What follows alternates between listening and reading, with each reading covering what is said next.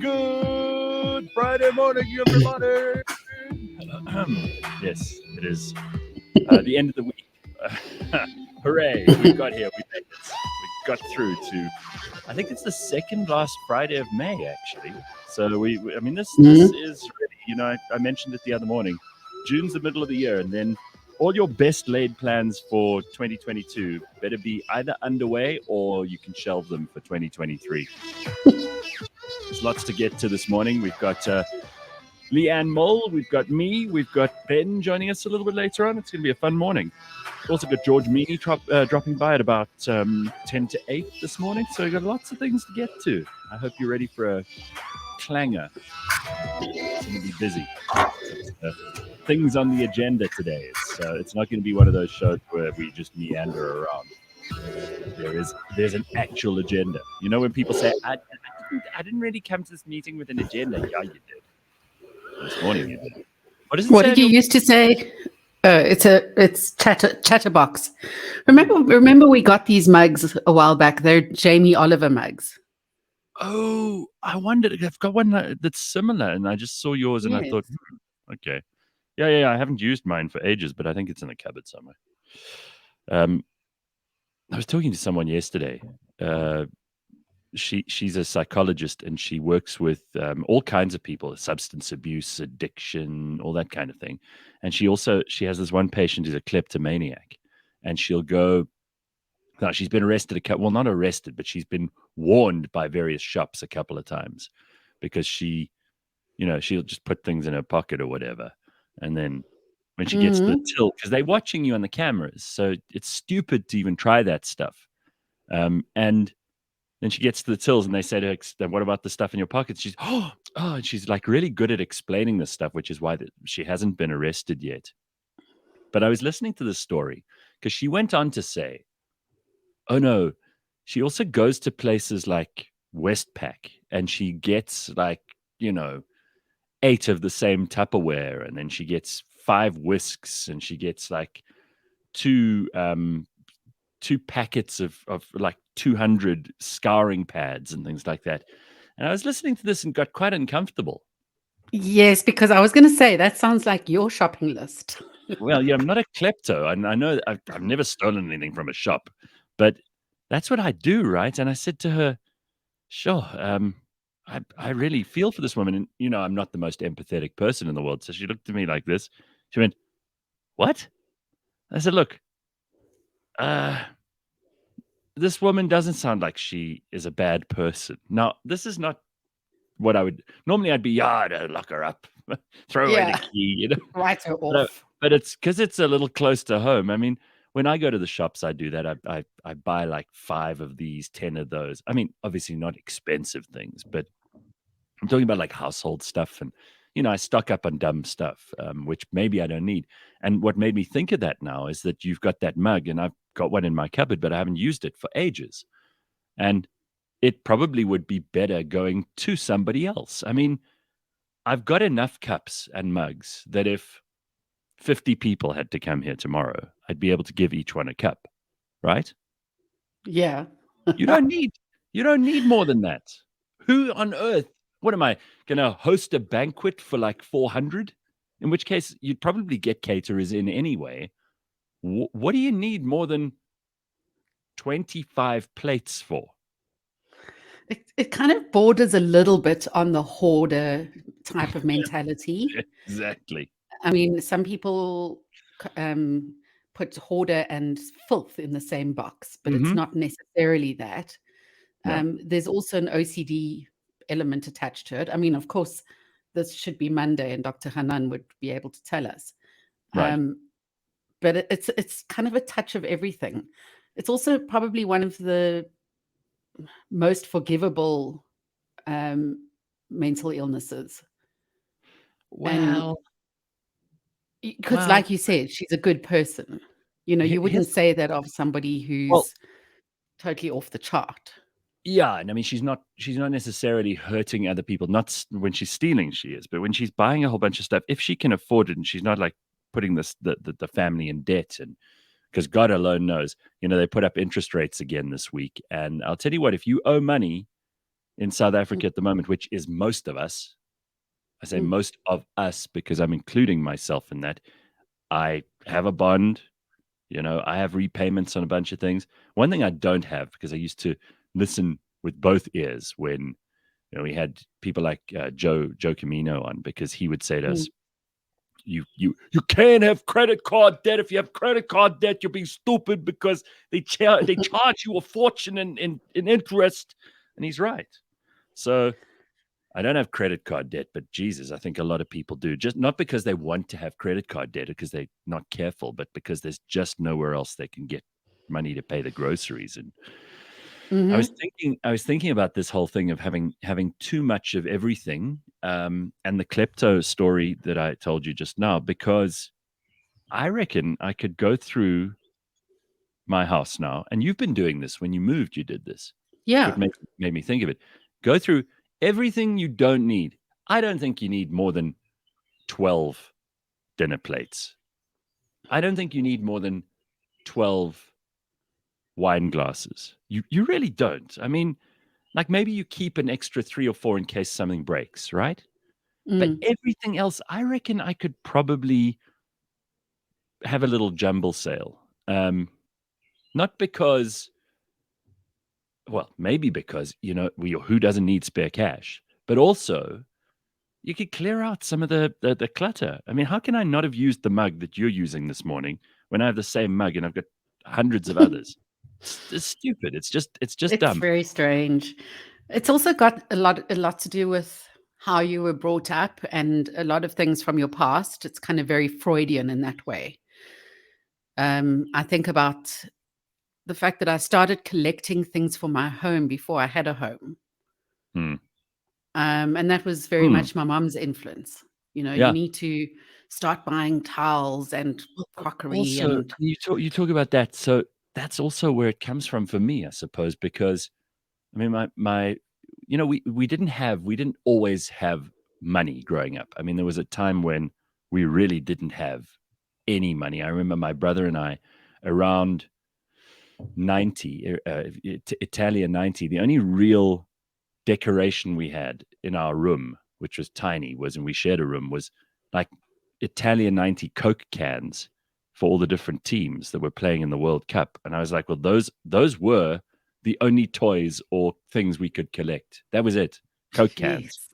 I mean, and we When love you think those. of kids' bedrooms now, they're completely jacked out. I look at my nephews and I think, they've got everything a kid could need.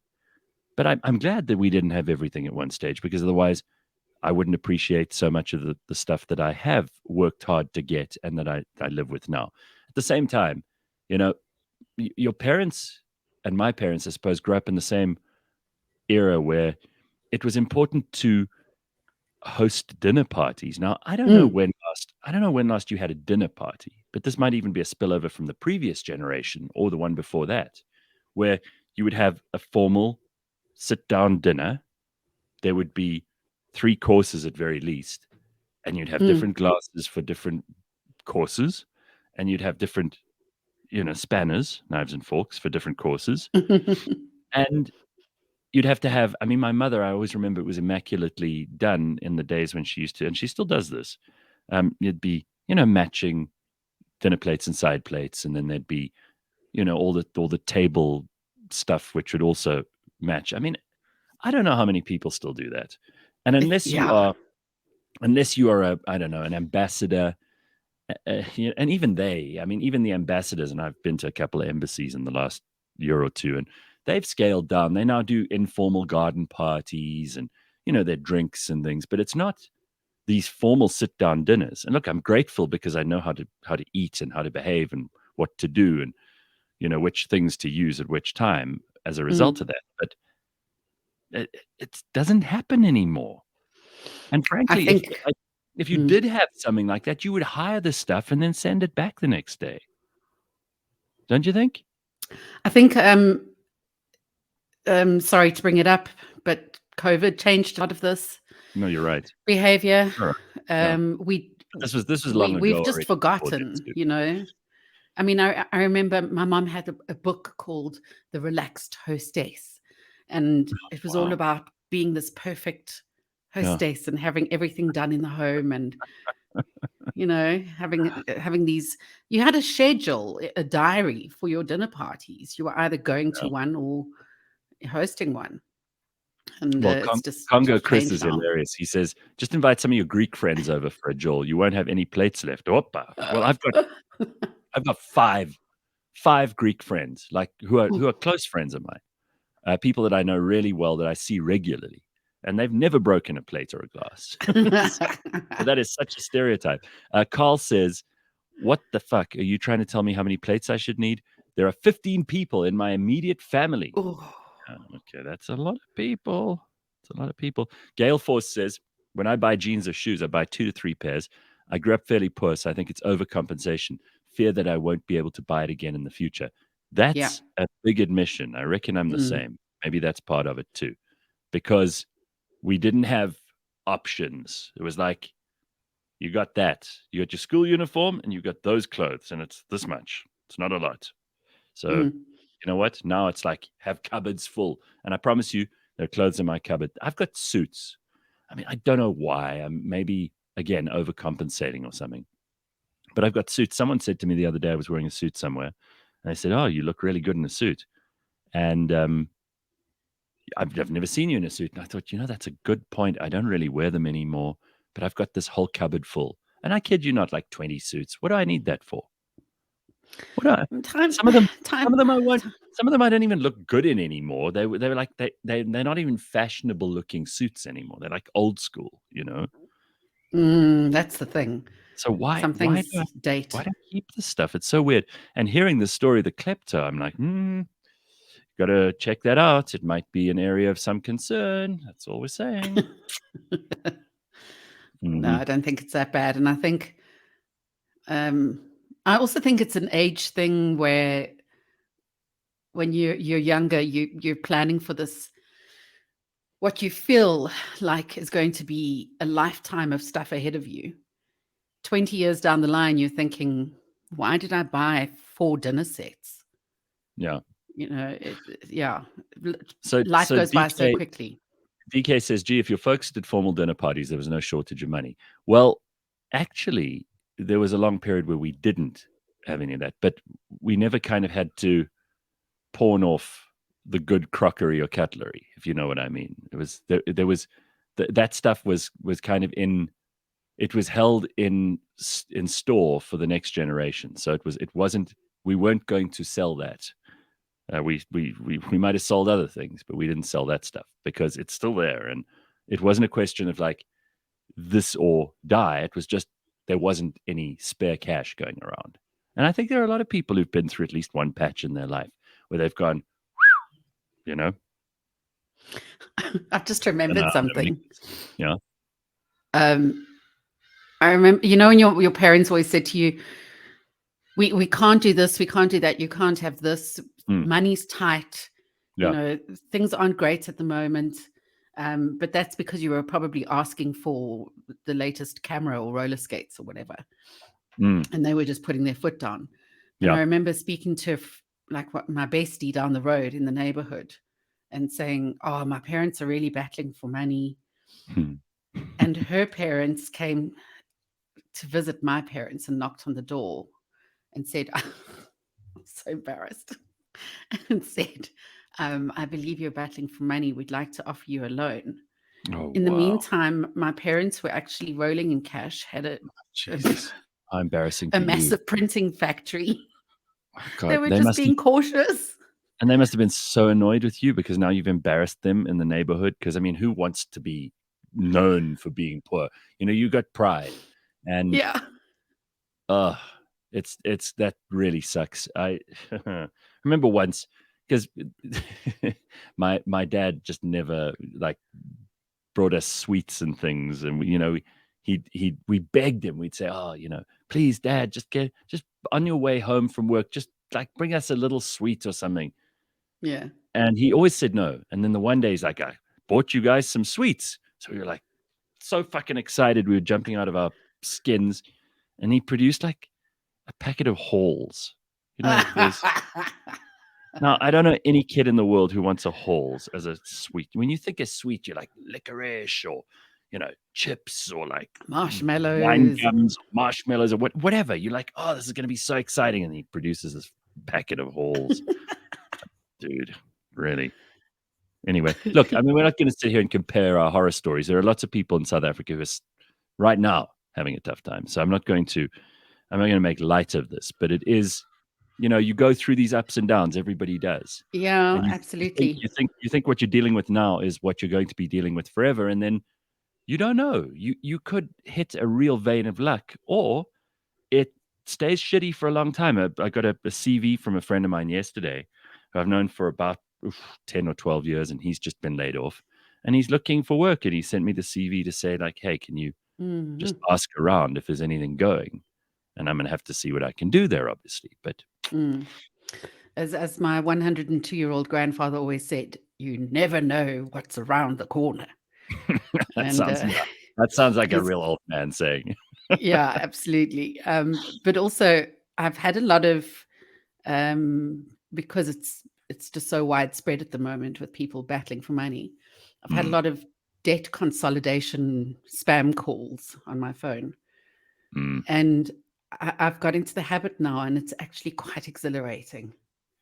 Where they say, we help you with credit card debt, shopping cart debt, all of this sort of debt. And I go, I don't have any debt. And there's just this silence on the other side, even though I'm lying. Wow. Yeah, there's silence on the other side. They never hear that. They never hear that. No, they just stop and they're like, you don't have a credit card? I'm like, no, just lie. And I put down the phone and I feel like I'm, soaring in the air and happy and debt free. They're like, wow, you're the richest. Listen, that's the funny thing. If you can say you have no debt, you are like among the richest South Africans. And I mean like the top 1%, like the 1% Bernie Sanders is always going on about in America. The 1% of the 1%, you're in the richest category of people, and you're going to be rich for the rest of your life. Just because you don't owe anybody money. It's not because you have money in the bank. You might have 10 Rand in your account, but if you don't owe anyone, you're rich. Yeah. Wow. And it's the same. Sometimes, a beggar will knock on my window and ask for money when I'm driving.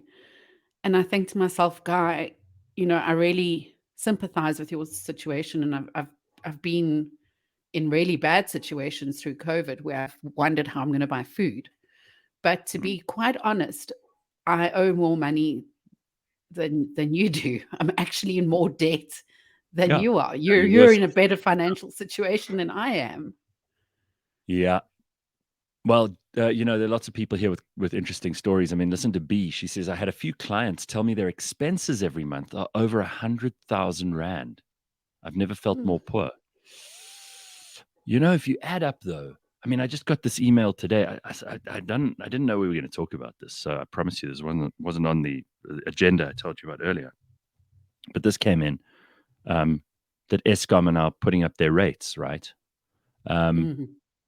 Your levy statement now includes the latest Eskom increase of 9.61% and the affordability subsidy increase of 14.26%. No. So that means that the levy for the property has got, I don't know if it's worth owning a property. Yeah. I said this the other day. It's really not. So you consider all those things. It's not difficult to see what B is saying here about 100,000 Rand. If you have a certain kind of house, a certain kind of car. And this is why we've all just got to be realistic and like scale down wherever we can. It's unbelievable. Gail Force says, my only debt is my bond. My mum had an issue with debt, so it scared me straight. Parallel Parking says, I'm rich. Good for you. Great. Natasha, this is amazing. She says, I'm super grateful I'm debt-free. I used my inheritance to clear it all. I'm poor now, but at least I'm debt-free. Well, again, better use for your inheritance than anything else. Well done. Interest is the biggie. No. I can't believe how much money we put in the toilet from interest. Chris, what? Maybe the real wealth is all the friends we made along the way. You're speaking shit, Congo Chris. It's great. All right. Well, let's not go down this track any further. We've been down this road. There's lots of other good stuff to talk about. So apparently this weekend is going to be freezing. I'm going to read from the headlines. This is the first of the headlines for this morning, and we need to know this. I mean, my God, you don't want to, but trust me, you need to. It's apparently going to be horrible. The weather's going to be shit. There's going to be snow all over, floods again in KZN. Who wants that, right? I know. Who in the world wants that? So let me tell you where it is. Here Comes the Snow is the title of the article. Great. That's what we really need. It's not even June yet. But there's a cutoff low pressure system, and cutoff is not Eskom in this case. It develops over the northwestern interior of the country by Friday. Widespread rainfall expected over the southern and central parts from today onwards. Drought-stricken parts of the Eastern Cape can expect some light relief. They'll have between 24 hours of rainfall over the region. That's very good. Light snowfall is expected over high-lying areas of the Western and Eastern Cape, spreading to the Lesotho-Drakensberg region by the weekend. Parts of KZN will take extra care due to pre-existing conditions caused by last month's floods. Soil is likely to be saturated, which could lead to localized flooding. Snowfalls as deep as 2 to 5 centimeters can be expected overnight in the Western Cape in high-lying areas. Minimum temperatures drop drastically, struggling to reach 8 degrees, and maximum temperatures not expected to exceed 14. This makes me immediately like freezing and chilly, and I rub my hands together. And so I think this weekend, if you had any plans, keep them indoors. Yeah, and kind of load up on the gas canisters instead of paying for electricity. My word. Well, last night, the power went off. It was Eskom from 8 until 10:30, I think. And sitting around with candles and things, you can feel sorry for yourself. But if you're under a blanket or whatever, and don't complain. So I didn't. I thought, like, all right, I'll make the most of this. I'm not going to sit here and moan the whole time. But there is something worth noting here, and I'm just going to quickly play this for you before we get to Ben and some other headlines. But I thought this was interesting. This is on ENCA last night. Now brace yourselves for stage 8 power cuts. Energy expert Microsoft says this is indeed a reality, and at stage 8, consumers would be without power for 48 that's hours stage or 8. There's already been 25 days of rolling blackouts this year. At the moment, there's a better than 50% chance that we're going to go above level 3 and 4, and so on. As I said, this is because they're not in control of the situation. So there's a good chance that we'll see higher levels of load shedding. To what extent is hard to predict, because they don't even know what they're going to have tomorrow or the next day or whatever. So all they're doing is reacting to that and load shedding. So it continues. There was an echo, so we heard load shedding, load shedding, load shedding, load shedding. Oh, but there was load shedding. That's what he said. And he's the grumpiest looking man in the world. Like, did you see that guy? He's a no bullshit guy. I mean, like, if that dude says to you, there's going to be a lot of shit on the way, you're like, well, load shedding. Yeah. We'll stand by on that front. Thanks very much. Unreal. I hate to say it, but, I've heard of, apparently it's normal in Zimbabwe to have maybe 8 hours a day of electricity. Oh, wow. I don't know how the economy is meant to survive in that sort of situation, but, like South Africans always do, I suppose we'll make a plan. It's not ideal, and obviously we know who's to blame for this. I love this. It was either a tweet or on Instagram or something. Eskom is asking us to stop using electricity in order for them to give us more electricity so we can avoid not having electricity, even though not having electricity would allow Eskom to give us extra electricity that we shouldn't use. That's someone called Funny Carp on... I mean, it's just hilarious, right? So frustrating. It makes no sense. It's like it was written by a comedy writer. Oh, man. Yeah. And we joke about like stage 8. Remember there was that video that went around where someone from Eskom comes and blows out your candles at stage 8. Yes. I didn't know it was an actual thing that could actually happen. Yeah, I think winter's going to be really, really tight. What the hell is stage 8? Oh, I think Eskom's gone to Gareth's house and blown out his candle, blown out his modem. Sorry. No, I went into stage 8. Thought so. Oh my God. All right. It is 6:30. Ben is going to be joining us in just a moment or two. We'd like to hear from you. You can send us an email at contact@cliffcentral.com, or you can just join in the live show on the YouTubes, which is easy to do, and join the comments. I've just got to say again, on, I think it was Monday or Tuesday, I, by mistake, blocked Sanele, who's like a regular listener and one of our fans. Now, the old Gareth would have said, well, too bad. So Sanele. But I don't know. I think the only way for him to get back in now is to like create a new email address or something. Oh. So Sanele, if you're listening to us, just come back. I swear I didn't mean it. I wasn't trying. It was totally a slip of my, I clicked on the wrong thing. Yeah, because I didn't know I was so powerful. I didn't know I could dance. I had no idea if I'd had that kind of power. I mean, wow. You and your God complex. I know. I should know this stuff. But it did seem easy to get wrong, because you did block somebody else and it said is blocked for 5 minutes. Yeah. And then when you blocked this person, when you blocked Sanele, it just went, it didn't say for 5 minutes. Like, it seemed rather permanent. Sanele can never come back, which is terrible. So create a new email address or whatever. I feel bad about that. All right. So what are you doing for this cold weekend, ass? I have a birthday party for 3 2-year-olds. Oh, that's going to be fantastic. How do you end up with having to go to 2 2-year-olds birthday parties? That seems a little out of your age range. I'm a cousanti to my cousin's child. So it's his second birthday. And then her husband's brother, or sister rather, has twins. And they were born at around the same time. So they celebrate each year with all 3 of them together. So it'll be on the 22nd of May in 2022 at 2 o'clock. Second birthday for the twins and my nephew. So, it'll be crazy. There's this great place. There is always somewhere where you can take lots of kids to, and just the staff understand.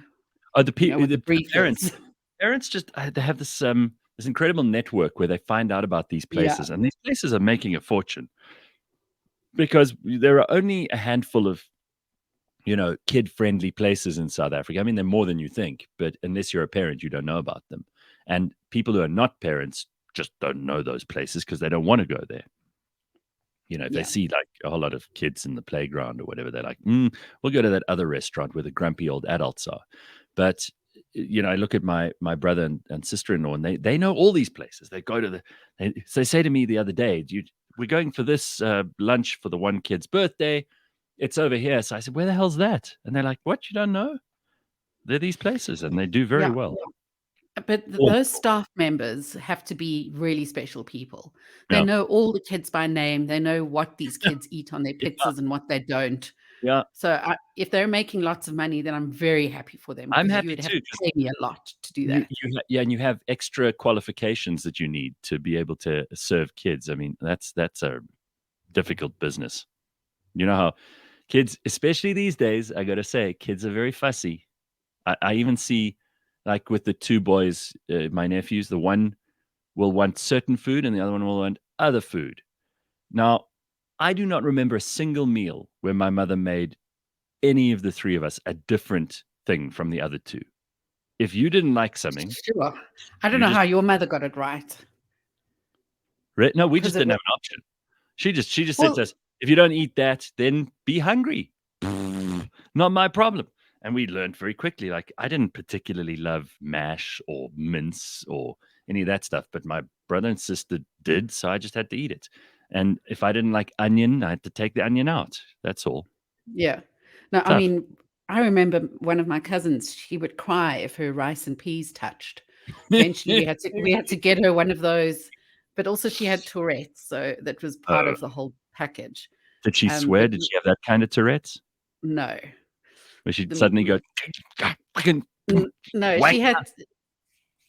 she had tics, but not that bad. But we had to get one of those plates with the plastic like dividers that you go camping with. so that her food didn't touch the other. And also, I remember my brother, for some reason, I mean, my mum's a great cook, but for some reason, we always ended up having fish, rice, and peas on a Monday. And he's scarred from it. He's almost 40 and he can't eat fish, rice, and peas on a Monday. Ben Karpinski. How's it, Ben? Hola. Good, guys. Happy Friday. How was is it getting impossibly horribly cold in the mornings when you go for your walk? Yeah, it's pretty cold, but I've got Hubbo joining me nowadays. So I've got someone to talk to. We were talking about Hubbo when we had Shaman on Tuesday. Of course, because Hubbo is such an interesting guy. He's a big part of our lives in so many ways. Well, Leigh-Ann and I were just trading stories about how we were so poor. Well, not really, but I know. I was falling asleep there listening to the two old yentas yakking on about peas and rice, and it reminds me of that Monty Python sketch where the guys are all sitting around 4 Yorkshiremen and they're like, "We were so poor that when we had to go and we'd live in middle of the road in a pothole with a piece of tarpaulin covering us. Oh, you had tarpaulin. You were lucky." That kind of thing. Totally.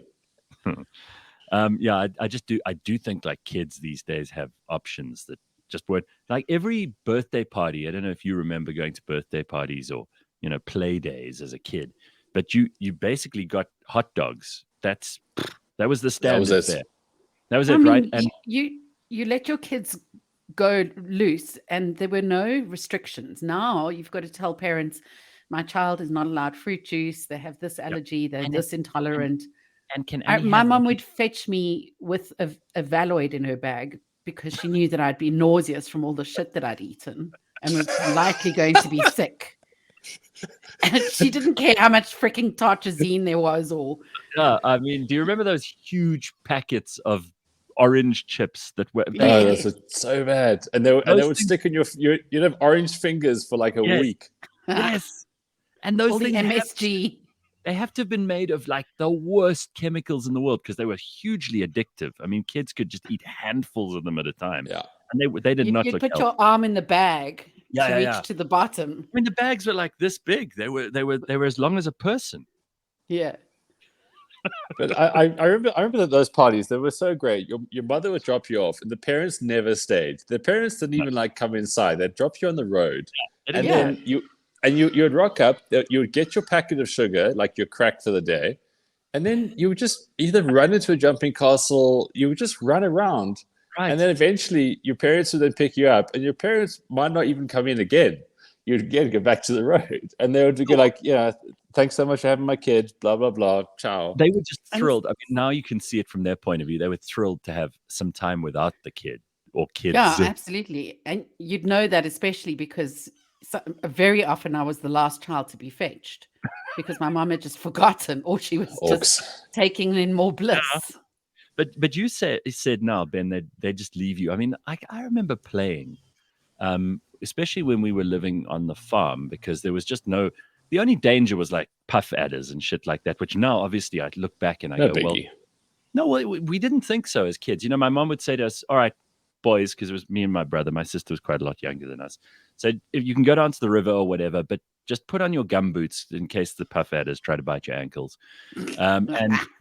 And take a stick, that was it. That was the prep. We didn't get like a lecture on how the fangs go this way. And if you hear a rustle in the bushes, move this way or don't move too fast. Or if something jumps out and it was like, figure it out. And then we'd build forts in the trees. I mean, these forts were so dangerous. I remember my brother and his friend and me and my friend, because they were also brothers, we dug into a clay embankment. This is in a place called Winterskloof in KwaZulu-Natal. It's like in the middle of what I promise you is a tropical rainforest. And there was this very clayey soil, right? We dug a passage that was just big enough for a person. It's like, like a square passage, about 2 meters into this thing, which was so dangerous because it could have collapsed on us. I mean, we just thought this was the coolest thing ever. We were going to build this amazing, intricate underground network of tunnels. And we were, between the ages of, I suppose, 9 and 14 between all of us. And when the parents found out about this thing, there was hell to pay. We all got a hiding because this was so dangerous and stupid, and you could be buried under this huge expanse of earth, and we'd never find you again. And what an irresponsible, stupid thing to do. But we loved it, and we had to be caught to get into trouble. Well, that's the thing. We didn't really share what we were doing during our day. No. I mean, I would get on my bike at 7 a.m. Yeah. I'd put a map book in my basket, and my friend and I would go until the sunset. We, in the meantime, had put out felt fires, these dangerous felt fires, where we'd been fetching buckets from the neighbors and throwing buckets of water onto these felt fires, lifting up rocks and uncovering scorpions and spiders and falling. My knees were permanently open to the elements from roller skating and falling off of my bike. And it's just hard. And we didn't talk about that around the table when we got home. No, your parents would say, well, how was your day? And you go like, yeah, it was fine. Meanwhile, you'd been up to all kinds of shit. And you talk about collecting scorpions and snakes and things. I mean, my brother and I think we tried to make our own zoo. Like we would capture any kind of creature, like really stupidly dangerous insects and reptiles that were just, I mean, I tried to capture every kind of frog I could find. And then we'd have like a place where we'd try to keep them in captivity, which was, they always died. But I mean, my parents never said, be careful, those ones are poisonous, or don't pick that one up by the tail or whatever. We just had to kind of figure it out. The fact that we got to adulthood looking back now is kind of remarkable. Yeah, I always look back at this and I think the words "be careful" are probably the worst words you can ever tell anybody, because I think ever great has happened after that. No one ever told the greatest people on this earth to be careful, and they would, actually, like Columbus, I'm not going to go get on that ship and sail over there. Or, well, it's like the worst you could tell someone, be careful. Look, you're absolutely right, especially to adults. But I mean, to kids, parents are almost saying that like as a safeguard. Well, I told them to be careful if they come back with half their leg gone, So yeah, I guess because kids are fucking expensive. So if they break or if they die, then you think, oh, that was a waste. Yeah, that was a waste of 10 years and my free time. Right. So I guess, it's obviously a safety thing. Parallel Parking says, my child is a transgender, climate-changed, anti-aborted TikTok savant, so it can't come to your party. Mm-hmm. That's exactly the kind of excuse you'd hear now, right? Yeah. Carl says, I wish I was a dad back then. Now I have to go to these fucking kids' parties, and each time I want to hang myself. Boring people at the kids' parties, huh? My daughter's school has prohibited homemade birthday cakes. Only shop confectionery. What a lot of shit. Someone put a marijuana cake on the table. Steph says, I used to make chlorine and milk in a glass Sprite bottle and explode. That was absolutely. Like, I mean, we'd go. I remember going into the garage and finding everything that had a danger sign on it, and mixing it in a bucket.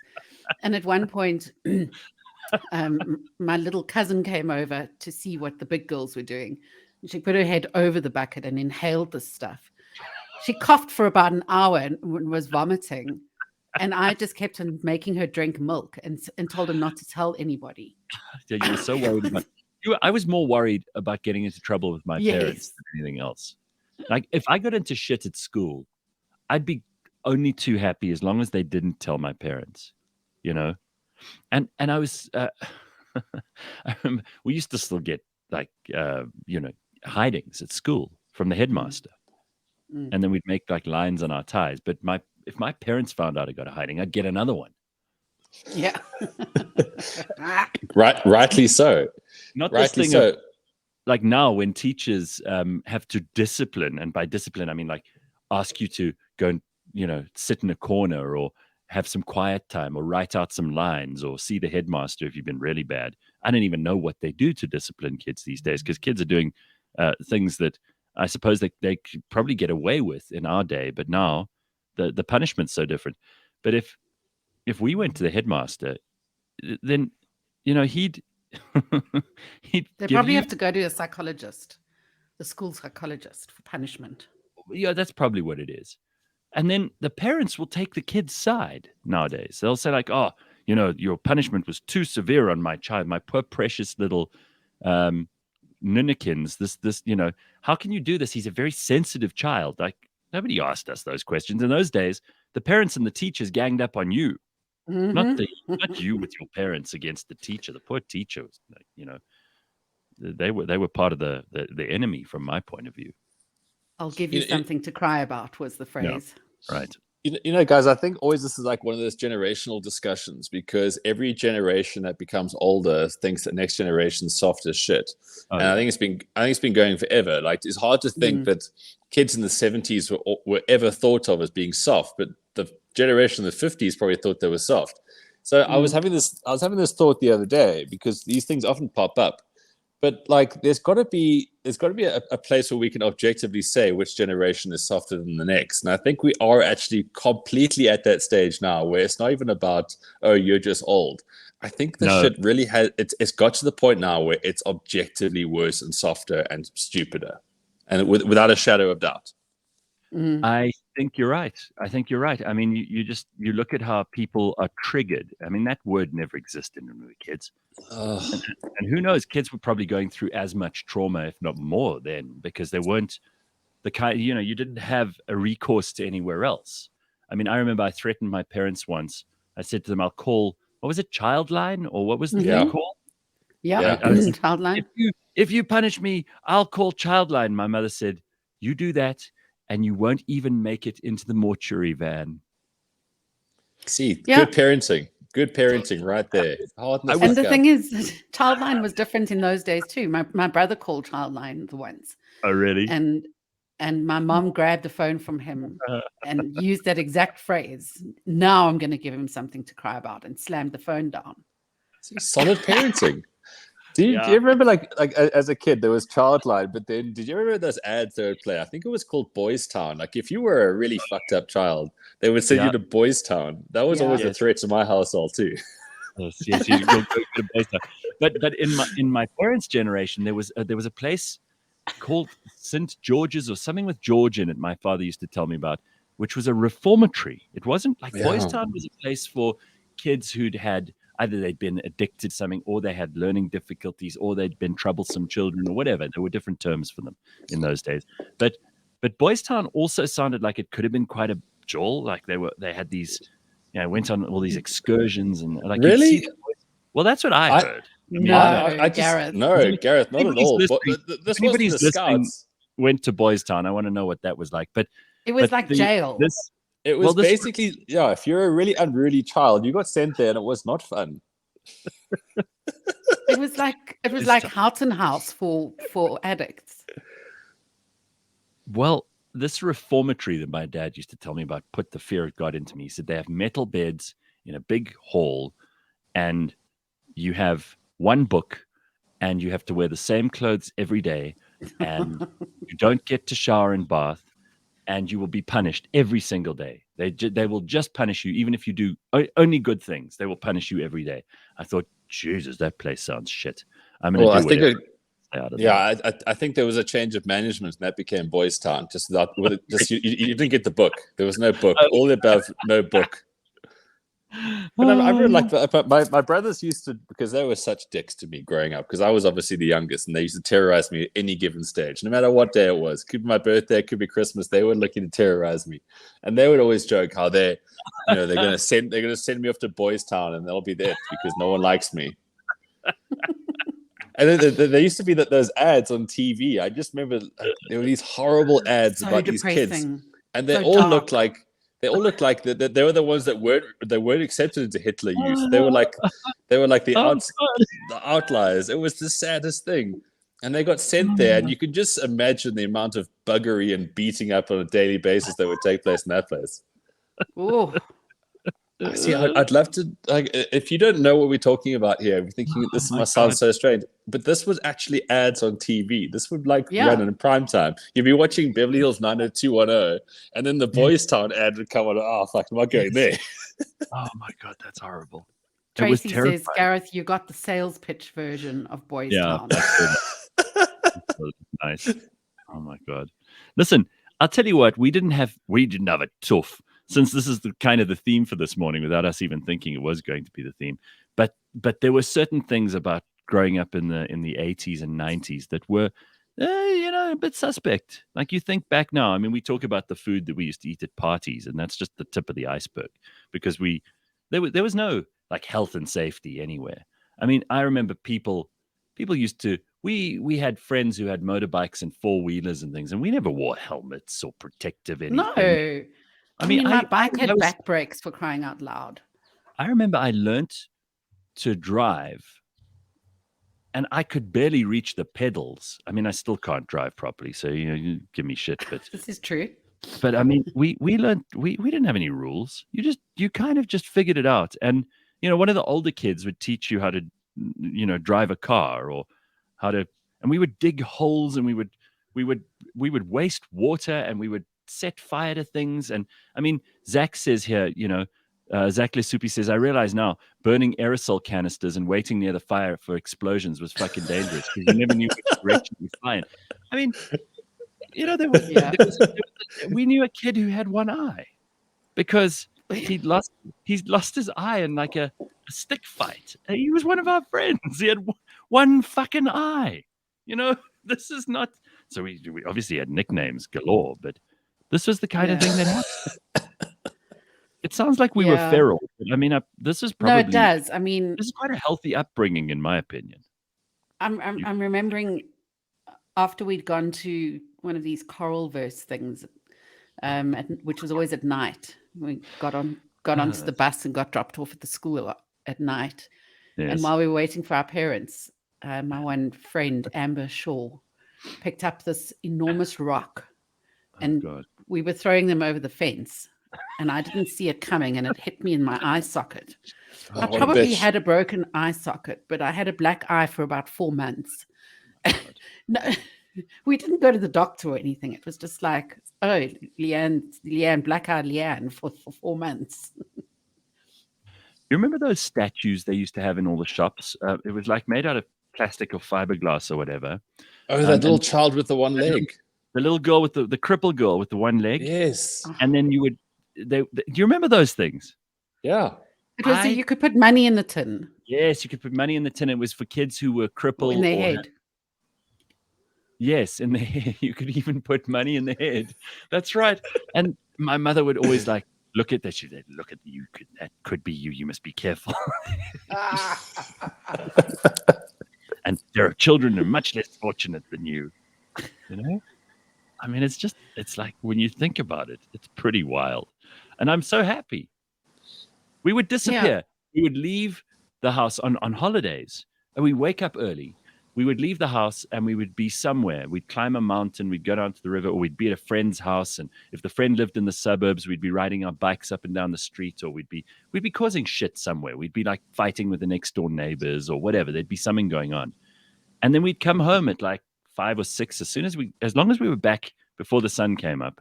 I mean, before the sun went down. Yeah.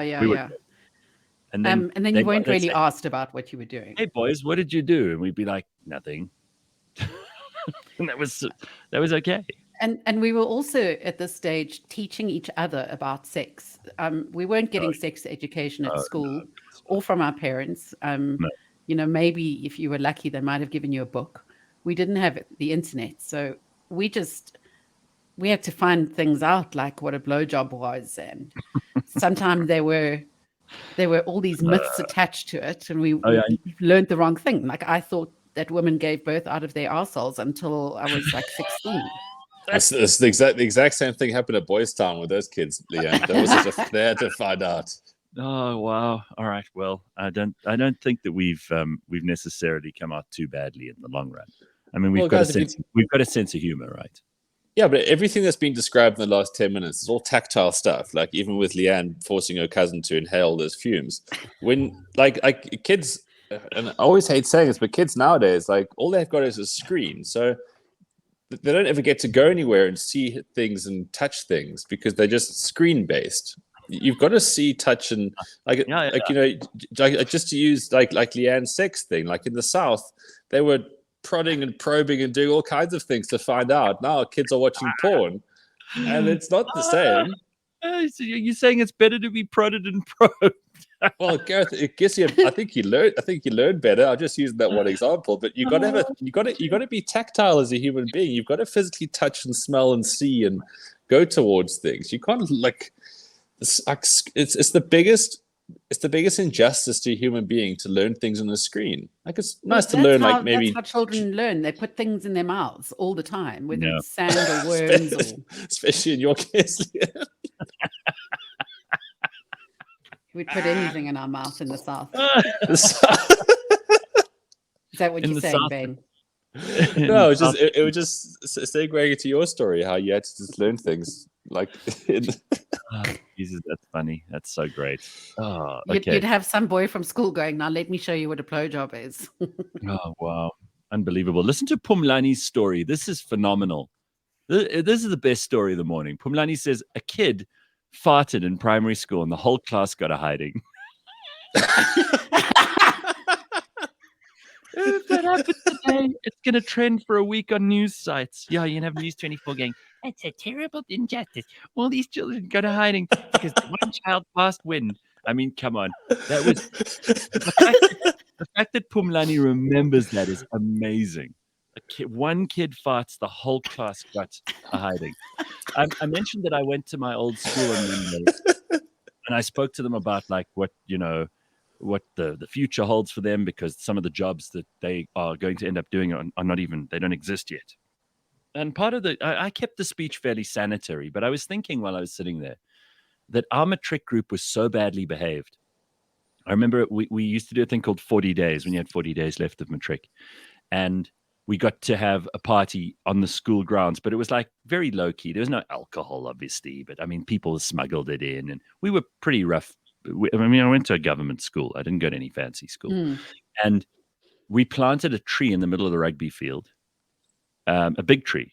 We blew up condoms and tied them to the teachers' doors of the classrooms that we hated, like the teachers who we didn't like, and wrote 4 misses, whatever, on the condoms that we'd blown up.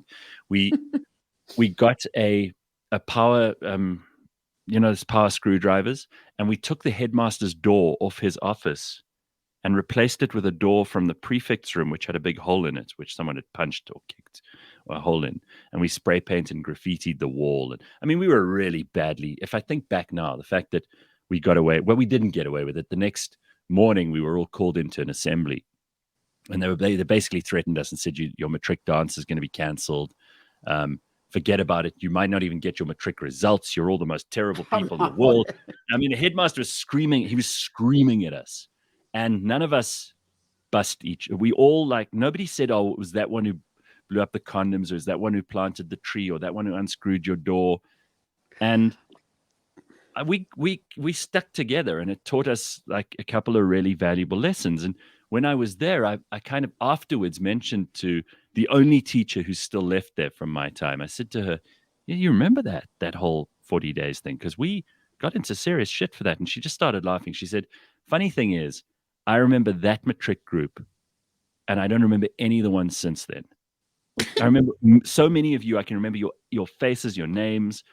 It was like you were naughty, but you weren't shooting up heroin in the passages, or they weren't people sexually abusing each other, or bullying to the point where a kid was bleeding or crying, or It was the type of stuff that was just annoying enough to drive adults absolutely demented because they didn't know how to handle it. Right. We used to lock our teachers in. It's slipped my mind. What was the room called in the classroom, which had all the storage stuff in it? Storeroom, Leigh-Ann. Funnily enough, it was called something else, man. I'm fairly sure it's a storeroom, but okay.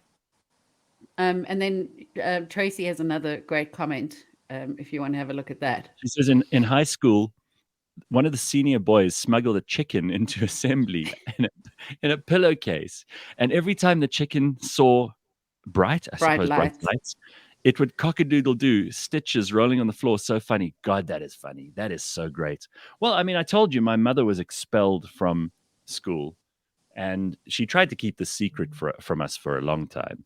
But we eventually found the story out because she I mean, my mother, my father, and their two friends who are also a married couple were sitting one night when I was probably about 10, 11, and they were all talking, around the table. And my friend, who was their son, and I were eavesdropping. And they basically all admitted around the table that they'd all been expelled for some reason, all four, like my parents and his parents. And we were like, oh, God, no wonder they've tried to keep the secret from us, because once your kid finds out that you were expelled, they're not going to listen to you. They can hold it against you, yeah. Right.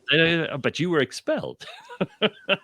So she got expelled for letting off one of those stink bombs in church. And I mean, they were so furious with it, because obviously there was a priest who was running the church service, right? And he went, "Who let off where is that stink coming from?"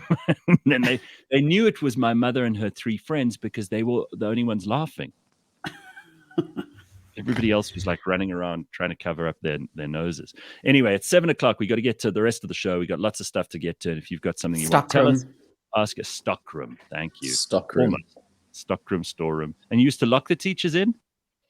Yeah, often. And they'd go in and shuffle around to find some kind of pastel chalk, and you'd lock the door behind them. Oh, I love that. That's awesome. You do it often. All right, we'll be back in a moment or two. CliffCentral.com. It is a Friday morning. A whole lot of we grew up tough shit this morning. It's lots of fun.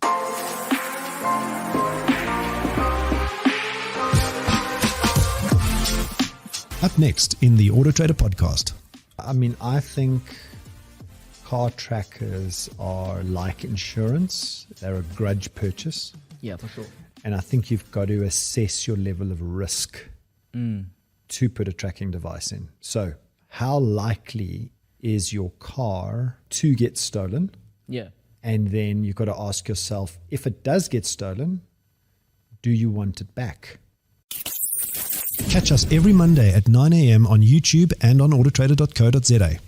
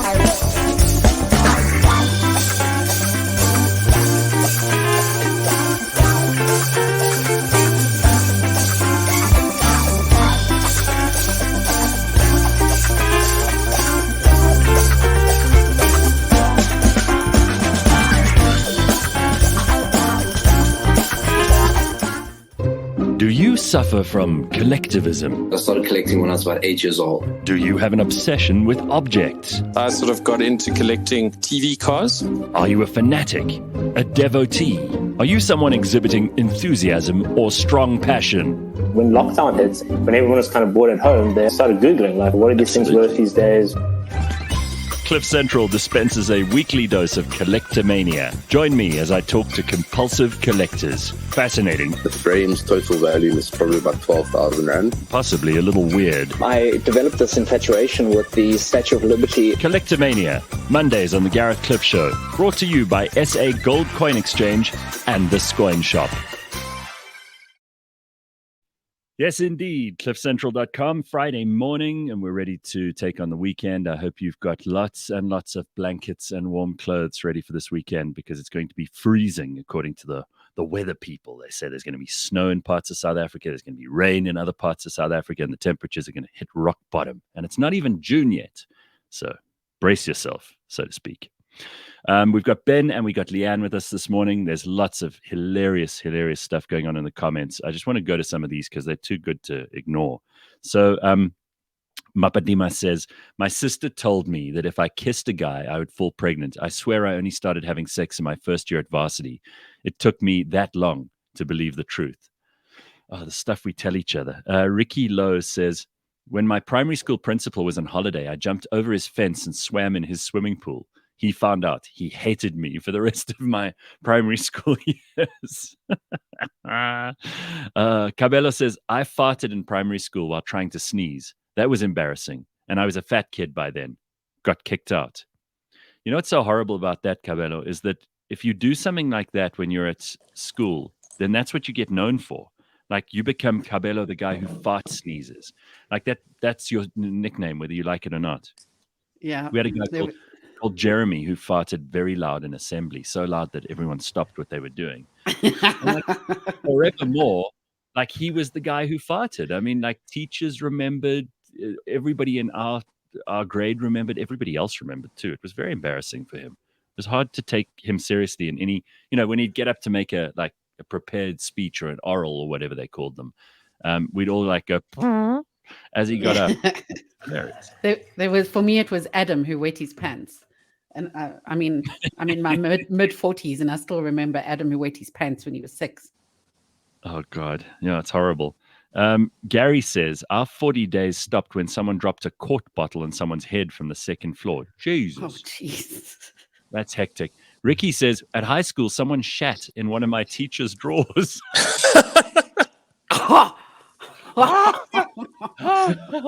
That's so funny. Can you imagine how irate that teacher was? But what could they do, right? And what are you going to do? It's so funny. We locked our teachers. We locked all of our teachers, says Ruth, in the staff room. Boy, was there cuck, but nothing actually ended up happening. All of them at once, locking them all in. That's so great.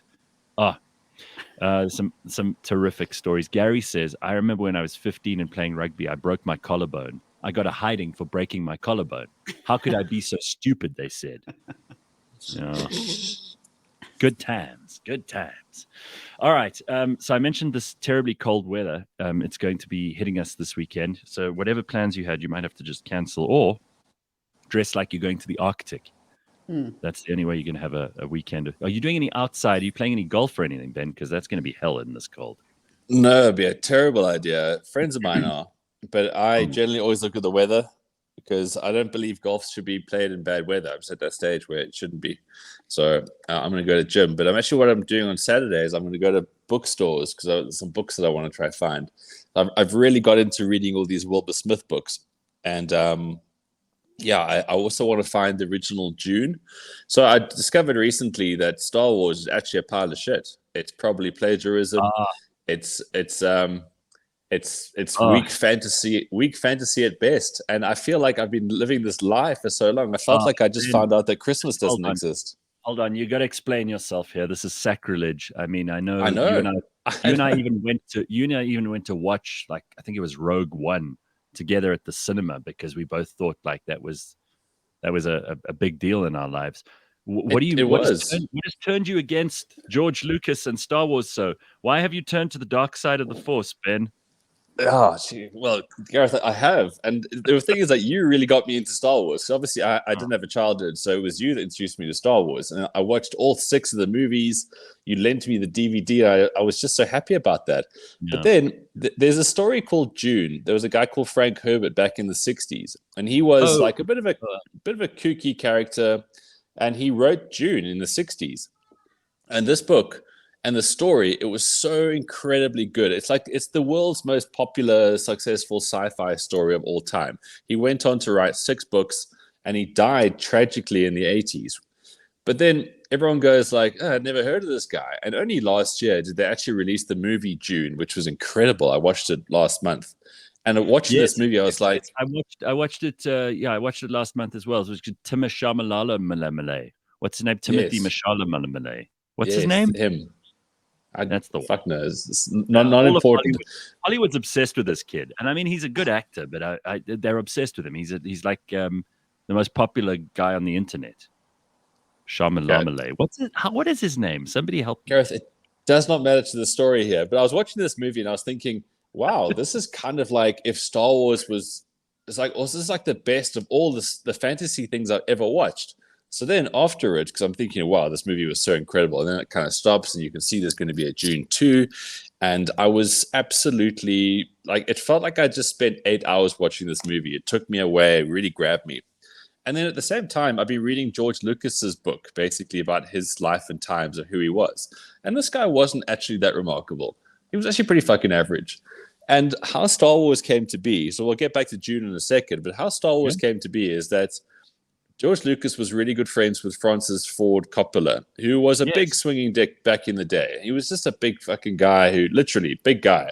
And he wanted to, because Hollywood back in those days, obviously we know Hollywood was built around pedophiles and just old people. But back then it really, really was. And like, you know, as a young person, you really couldn't do anything professionally, like recreationally, that obviously entertain you and obviously steal your innocence. But you couldn't really get into the industry. So George at the time was at UCLA and he was a talented like art kid. And to be a talented art kid back in those days, you basically just had to grow a beard and wear flannel. And he then became friends with, but he became friends with Coppola, and he would just sell George as like this protege, but he had nothing to show for it, actually. Sure, he could write and he had like quirkiness about him and he wanted to be this guy.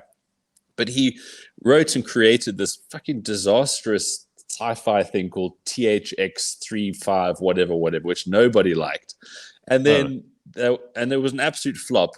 And then he was like, I'm going to create the greatest sci-fi, blah blah blah, and they were like, well, maybe you should try and make like a movie people actually like. Then he made American Graffiti. American Graffiti made money, but he did it out of spite. It was like, I'll show people I can make a movie. And what Francis was so good at, he would go into these networks and would say, we've got 20 movies, we've got screenplays, we've got all this stuff. And he had nothing. So he then got sold on a whole bunch of movies. And back in those days, they were like, cool, if we pick up 3 or 4, then that's really, really great. But what George wanted to do deep down is he wanted to create Flash Gordon. Again, he didn't write Flash Gordon, but he wanted to make the movie of Flash Gordon. Couldn't afford the rights to it. So he was like, screw you guys, I'm going to make my own space opera. So at the time, everyone was like, yeah, cuck idea, bro. But they're buying him on like his potential and his brand. He never wrote the story Star Wars. Star Wars was never a book. It was never a story. It was a hodgepodge collaboration of really okay ideas. And it was meant to be a space opera. Somehow Fox kind of picked up on it. And they kept asking him to rewrite the screenplay because it was so dog shit. I mean, it was originally Luke's Star Killer. And then he had like some good ideas, and then he wrote them out when he did the rewrites. And then Francis would say, "No, dude, you got to have Princess Leia as this like tragic heroine of the story they're going to go save." And eventually, after all this back and forth, he eventually got Star Wars together. But there was no story. All the actors laughed at it because it was stupid. And then to carry on from there, it was 4, 5, 6, 1, 2, 3. There was like characters that got put in, strapped on here and there.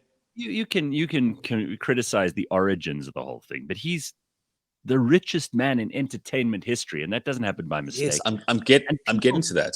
People attach themselves to this story, like I've said before. It's the fairy tale of our generation, and I know these characters. I'm getting to that.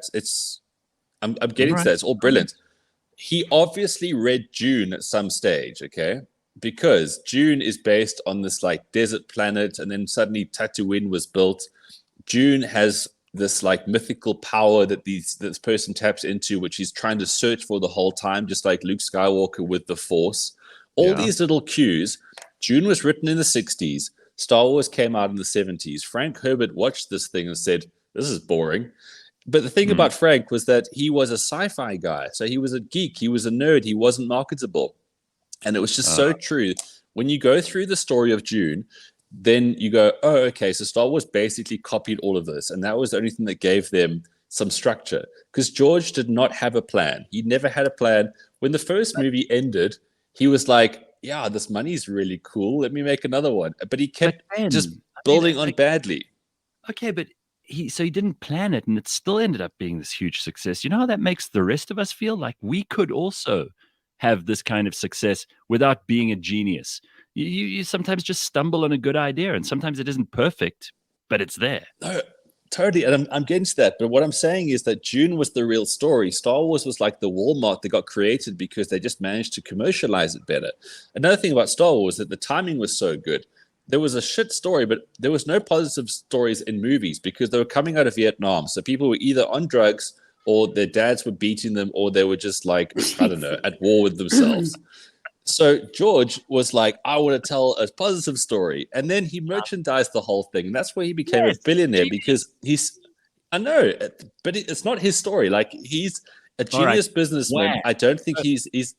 So sometimes you don't win because you're the best or because you're first. No, you never win by being the best, the first. This is where I'm going with all of this. Because he had Francis to be his hype man, and because the timing was so good that he was like, I should tell a space story, whatever. But the real hero of this whole thing was Frank Herbert. He was the real genius who created Dune. And Ben. George. And Ben, George do you mean Dune? Dune, as in like a sand dune. It sounds this whole time I thought you were saying June, like April, May, June. But you mean Dune, right? Dune, yeah. Leigh-Ann, because it's Leigh-Ann didn't hear anything else you said. She was obsessing over how you pronounce Dune. Sorry, I'm Leigh-Ann. not alone. No, I don't think you're alone. That's hilarious. All right, so Ben, now you've had a proper whinge about this. What's his name? Herbert.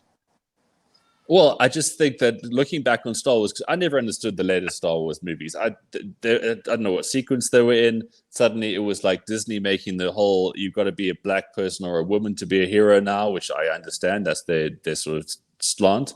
But I really want to get back to, I want to read the Book of Dune. And I can't wait to see the second movie because I think that's the space epic that we should all be giving the most credit to. Well, I mean, that was the most Barry Wronger, long-winded endorsement of a movie I've ever heard from you. I mean, I've heard you rave about a movie, but it's usually a sentence or two.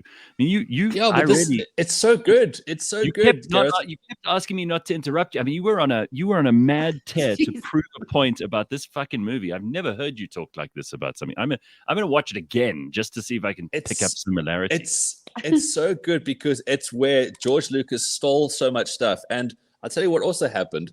Game of Thrones also stole from Dune. House Baratheon, House Blowjob, whatever. It comes from Dune. Dune, the guy, Frank Herbert, was the first guy to have the houses, and the houses come together. Well, this long pleasuring session for Frank Herbert was brought to you by Ben Karpinski this morning. Aren't you lucky? Gareth, it's always good to see where these things come from in life. George Lucas was a billionaire. Well done. I totally think it's great what he's done because he saw the business behind it, but he had fuck all ideas. That's all I'm saying. I'm saying. You know what, Ben? You sound like those artists who complain. Well, we never went commercial. We never sold out. We had the real art. We were the true creatives. And then someone else comes along and finds something to sell. I'm 100% commercial capitalist person. I'm very excited about what George Lucas has created. But what a point of my story is here that there's actually there's a source to all of this. All right. And that's what I find interesting. George is great. I mean, he's made billions. He's given money to children and all kinds of other things. And Frank Herbert died when he was in his 40s. So there's better people, but that's where it all came from. This does prove what I already mentioned about how like anybody could come up with a great idea, and it doesn't have to be perfect, and it might end up making you millions or billions in the case of George Lucas. But the other thing it teaches us is that life is not fair. You could be the most brilliant, insightful genius who has this incredible idea of a story or a narrative, and you have the imagination of 20 people, and then you die in your 40s and nothing happens. But this is why I love the story as well so much, is that Frank Herbert is the hero here, which I've alluded to on many occasions. You don't need to be the Frank Herbert. This is the point of our story. You don't need to be the Frank Herbert in life. You can be the sort of shit-slinging opportunist George Lucas in life. And a lot of people should be that. I had no idea this was so important to you. I mean, I wouldn't even have let you start if we'd known. Well, now we know what you're aspiring to. And that's what you've just said now. How did you describe this person? Ben is going to bring Frank Herbert back. That's what he's going to do. And give this guy the moment in the sun that he deserved. Ben hates the world being so unfair, and he's going to fix it.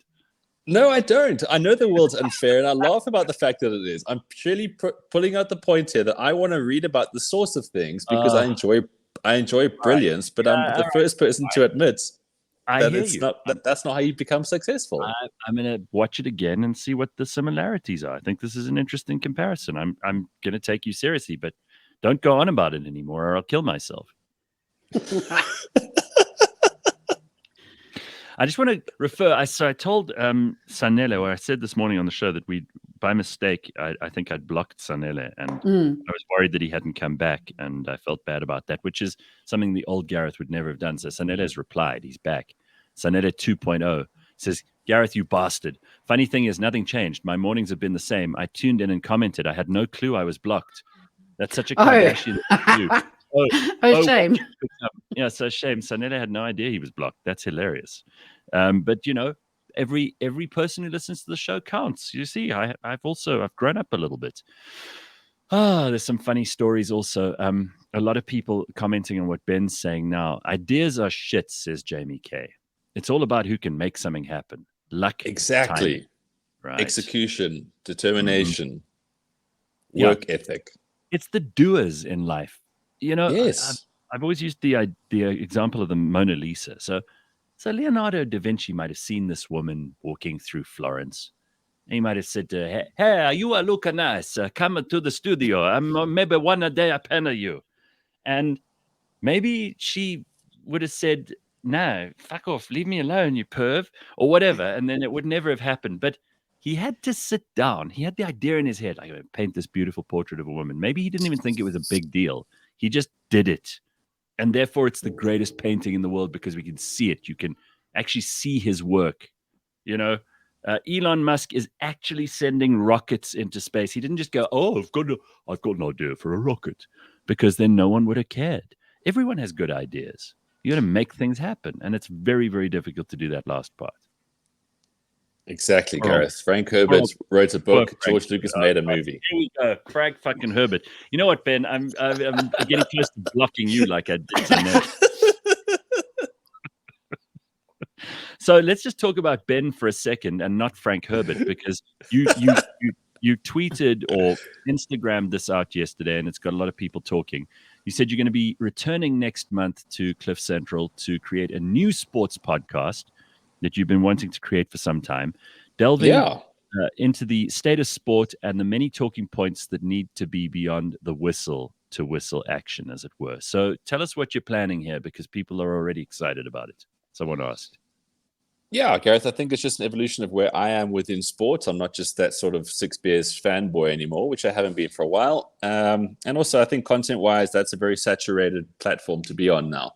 So, yeah, there's some interesting things happening within sport. There's some fascinating people that are putting their heart and soul into making things happen. And also, we're at the place where sport's kind of rebuilding. And then with that, there needs to be conversations. You said to me in the discussion we had the other day that really the last 2 years have been the lowest point in sport probably ever. Yeah, without doubt. And that has made people look at sport differently, the way people watch sport differently, the way they're consumed as a product, sports just, it was doing badly. Like, if you just look at live participation, and obviously, people going to events, it was doing badly before COVID. COVID then absolutely killed it. So, yeah, it's like picking up the pieces with the people who are doing things and who do have knowledge. Because I've always believed that, sport used to be entertainment for me, but then I also realized there's actually a massive part of life, and especially in third world countries, it gives a lot of hope and opportunity. So, yeah, it's just about really encapsulating all these different things and people that I've met in the last couple of years, obviously through the businesses that we are been working on and been trying on. So I think, it'd be a great addition to sport. This is why I want to put my back into it. When do you start it? In June? In June. Yes, we're going to start it in June. And people are commenting on that. So Sanela says, Gareth, you say Ben, but I hear Jen. Ben is now Jen. That's a leap. Well, you see, people pronounce things differently. It's like whenever we have Michael Flax on, then people are like, Putza and he's a bit extreme. He's a big stream. I appreciate. I'm quite nasally and I do pronounce things badly, but let's not go too far. Compare me to Flax. Gareth calls you the Gingerman. Gareth, do you remember the days of the Cliff Central premieres where we used to go and watch movies? Oh yeah, that was a big deal. In fact, it came up in a discussion on Monday at a lunch. We should do those again. Get people back into it. Yeah, we should reinvigorate it for when June 2 comes out. July. Is it called July? Oh, that's great. All right. Oh my God. I have to throw this in. You know how sometimes someone makes a video, they put it on wherever, TikTok or Instagram or whatever, and they just like say what the whole of South Africa is thinking. And I know it's No Politics Friday, but I got to play this because I just love what this woman's saying. And I also know there are going to be people who go, you just like this because it's not, it's not the politics that you like. Just watch this and tell me how you could possibly disagree with this girl. I would personally like to know, where is our president, Cyril Ramaphosa, when the Minister of Arts and Culture, Nathi Mthethwa, wants to spend 22 million rand to erect a 100-meter long flag in a poverty-stricken country? How the fuck does that make sense? These crooks, these criminals, they've already spent 1.7 million rand to assess the feasibility of this project. 1.7 million just to brainstorm. We are being led by criminals. We do not need a flag that is 100 meters high. We do not need any more flags in this country, not while people are starving, not while 50% of our population is unemployed, not while the grant system is failing, not while everyone is dying. Cyril, stop your friends. You need to stop your motherfucking friends. I want to play you this weak-ass video where Nathi Mthethwa is interviewed by ENCA last night to explain himself and explain his nonsense flag. And this is what he says. 22 million rand for a flag. Why? Why? Do we want the aliens to see us from space?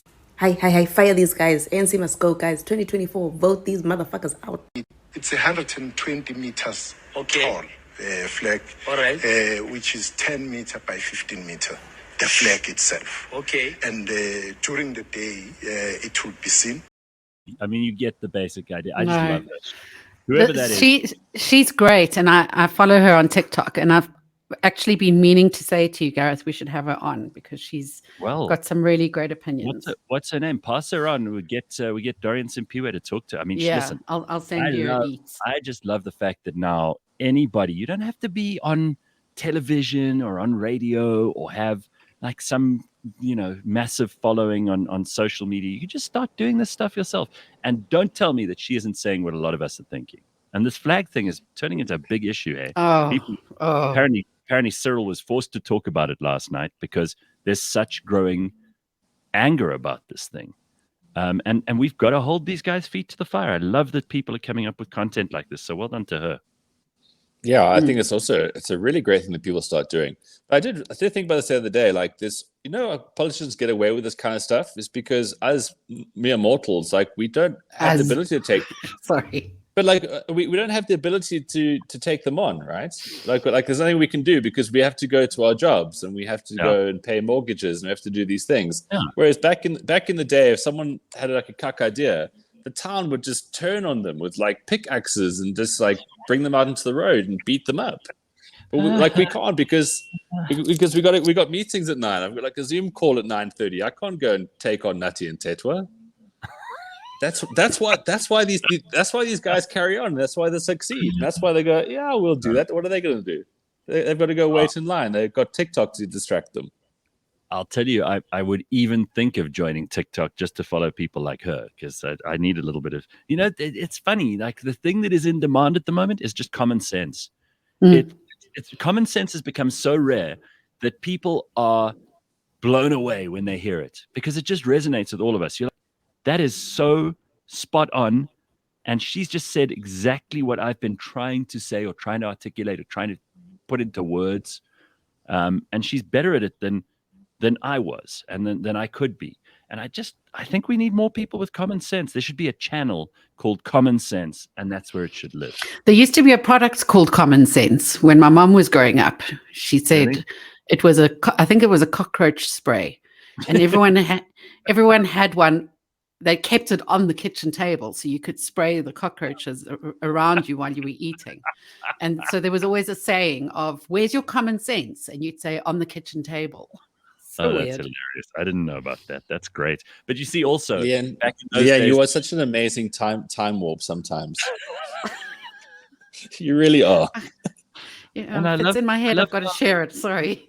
It's amazing. People, they would just spray this probably fucking toxic stuff, because in the 80s, again, there was no health and safety. While you're eating, you're telling me they would spray this cockroach spray on the...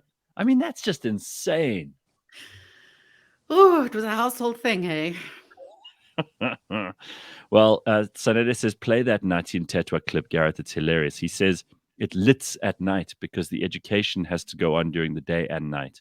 Now we know who supports Angie's 30% matric pass rate. Yeah, look, I watched the clip. I actually tried to play it during the Burning Platform yesterday, but it's too long. And it really is embarrassing. And, Lebang said to me on Tuesday when we played a clip, she's like, oh, these clips just make everybody uncomfortable, because we're like, these people are so useless at the top. They're so bad.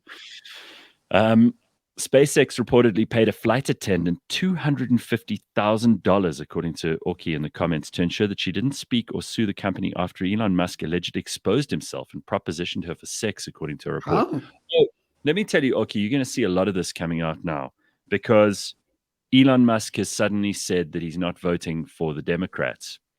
And you watch the PR machine switch on now, like they did for Brett Kavanaugh when he was running for the Supreme Court. They brought out that nervous, bespectacled woman who said that she'd been raped by him, and it turned out to be completely fabricated nonsense.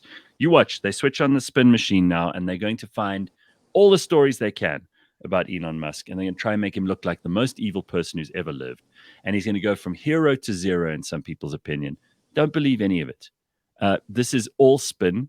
Politicians trying to protect their own asses, and I'll tell you what, they're going to get their asses handed to them in the primaries. Sorry, not the primaries, in the midterm elections, which are happening in November this year. And it couldn't happen to a bunch of nicer people. These are just the most scurrilous crooks. Them and Hollywood, Ben. I know that's a big soft spot of yours, but yeah, these guys. Watch them go after Elon now. They're going to throw sexual harassment at him. They're already checking out his taxes. You think that's by mistake?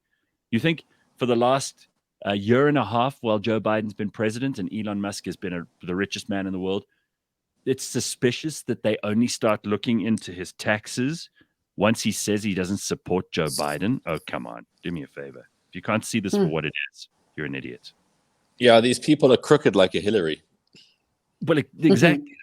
All of them. Same party as Hillary. Disgusting. Anyway, a lot of people saying Elon is really funny to follow on Twitter now because he just doesn't care anymore. Apparently, plenty of the followers on Twitter could be completely fake. You know that. I mean, he's saying. I listened to an interview he did on Wednesday or Tuesday or whatever it was, and he mentioned that it could be as high as 20, even 50% of some people's followers are just bots and bullshit. Yeah. But that's exactly why he doesn't want to buy it anymore. He wants to hold on the deal. And people are now saying, oh, he's just wanting a better price. But it is. And he said, like, the bots are a big deal. And we know the bots have been running conversations for so long. Yeah, I think that's exactly right. EP47 says, I agree, but right now the only thing that interests me about Elon Musk is his mom.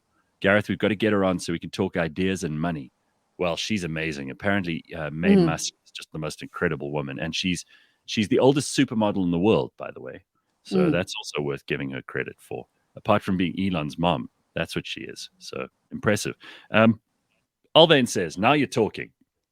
I've been pleading for years that all students in their first year do a subject called common sense. But it seems this is required in government as well, specifically in the presidency. But how would you teach common sense? Because common sense is not a subject. It's not like you've got to learn this skill, that skill, that skill. You could put a syllabus together. How do you even teach something like common sense? Any ideas? Yeah, Gareth, just call it "Don't be stupid." It doesn't exist. It doesn't exist in a Who's got an old phone? Hang on. Where did that come obviously. from? Hang on. I'm not sure. Hello? Hello? It's not me. It's definitely not me. It wasn't me. Hello. It's obviously Leigh-Ann. Oh, wait. She's answered it. Who's that? I have a delivery. I'll be back. Oh, that's great. All right. We'll keep your camera on so we can see what's been delivered. Oh, she switched it. Okay.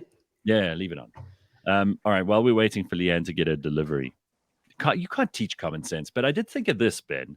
I wanted your comments on this because you've usually got a quite sensible approach to these things. You know how many people don't know how to do simple things like change a tire or boil water on a stove, or, I mean, really, really basic stuff. There was this video that someone sent me of a girl who's supposedly some kind of TikTok influencer. And she makes people, even though she's not a great chef or anything, she makes people watch, she doesn't make them, but people watch her cook. And she basically started a fire in her kitchen and she didn't know how to put it out. So she just started screaming and shouting into her phone, going, guys, help, because no one had taught her how you put out a fire, which is a pretty simple thing, right? Yeah, you would think so. Think about common sense. We've got to be able to teach people basic things. How do you start a fire? How do you change a plug? It's just light bulbs. Yeah, Gareth, really simple stuff.